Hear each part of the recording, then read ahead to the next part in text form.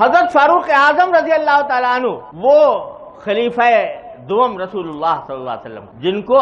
جن کو حضور اقدس صلی اللہ علیہ وسلم نے دعائیں کر کر کے مانگا اللہ تبارک و تعالیٰ سے، یا اللہ یہ اسلام لے آئے، وہ عمر جس نے اپنے کانوں سے یہ سنا رسول اللہ صلی اللہ علیہ وسلم کے بارے میں کہ عمر جنت میں جائے گا، جس نے اپنے کانوں سے یہ سنا کہ رسول اللہ صلی اللہ علیہ وسلم فرما رہے تھے حضرت فاروق اعظم سے کہ اے عمر میں نے جنت میں تمہارا محل دیکھا اور میرا دل چاہا کہ اس محل کے اندر داخل ہو جاؤں، مگر مجھے تمہاری غیرت یاد آ گئی، اس واسطے میں داخل نہیں ہوا۔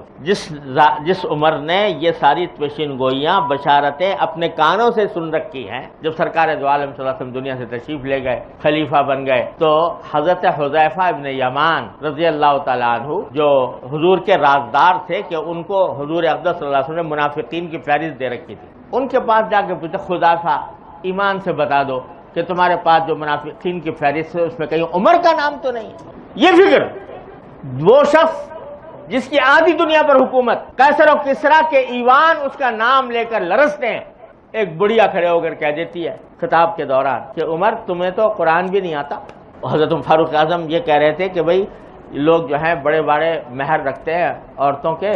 تو اتنے زیادہ مہر رکھنا اچھی بات نہیں ہے، اور آئندہ اگر کوئی اس طرح کرے گا تو میں اس کو سزا دوں گا۔ بڑھیا کھڑی ہو گئی، کہا عمر تمہیں قرآن تو پڑھ لیا ہوتا، قرآن نے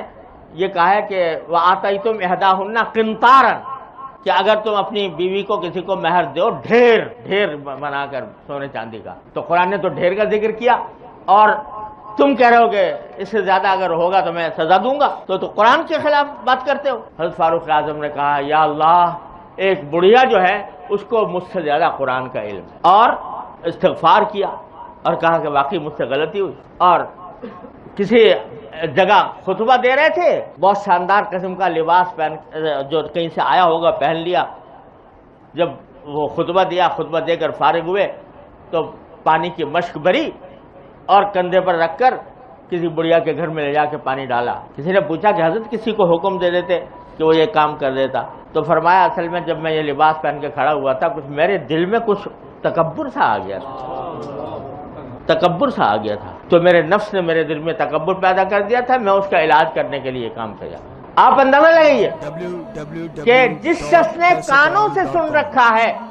کہ جنت میں محل دیکھا ہے، کسی معمولی آدمی نے نہیں، رسول کریم سرور دو عالم صلی اللہ علیہ وسلم وہ یہ کہتے۔ حضرت ابو موسیٰ اشعری رضی اللہ تعالیٰ عنہ بڑے جلیل القدر صحابی ہیں، ان سے ایک مرتبہ حضرت فاروق اعظم کہنے لگے اے ابو موسیٰ مجھے بتاؤ کہ اگر ہمارے ساتھ یہ معاملہ ہو کہ ہم نے جو کام بھی حضور کے زمانے میں کیا تھا، جو عبادتیں کی تھی، جو جہاد کیا تھا، وہ تو ہمارا پکا ہو جائے، اور حضور کے بعد جو ہم نے کام کیے ہیں اس میں اللہ تعالیٰ ہمیں برابر سرابر چھوڑ دے، نہ گناہ نہ ثواب، تو کیا تم پسند کرو گے؟ ابو موسیٰ اشعری نے جواب دیا کہ بھائی میں تو اللہ تعالیٰ سے بڑی امید رکھتا ہوں، حضور کے بعد بھی اللہ تعالیٰ نے ہم سے جہاد کا کام لیا، ہم سے دین کی تبلیغ کا کام لیا، تو انشاءاللہ ہمارے لیے وہ اس کا بھی ہمیں ثواب کی امید ہے، اس کو کیوں چھوڑیں؟ فاروق اعظم کہتے ہیں کہ نہیں مگر ابو موسیٰ میں تو یہ کہتا ہوں کہ حضور کے بعد جو جتنے زمانہ گزرا ہے اس میں اللہ تعالیٰ ہمیں برابر سرابر چھوڑ دے تو یہ میرے لیے بہت ہے۔ ہر وقت یہ فکر لگی ہوئی ہے کہ میرے اندر تکبر تو پیدا نہیں ہو گیا، میرے اندر حسد تو نہیں آ گیا، میرے اندر کوئی اخلاقی خرابی تو پیدا نہیں ہو گئی۔ ایک صحابی نہیں، مثالیں دوں تو ڈھیر لگ جائیں حضرات صحابہ کرام کے، ایک ایک فرد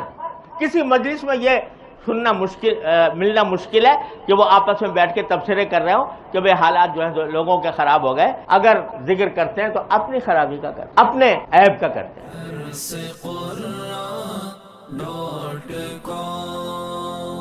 www.darsequran.com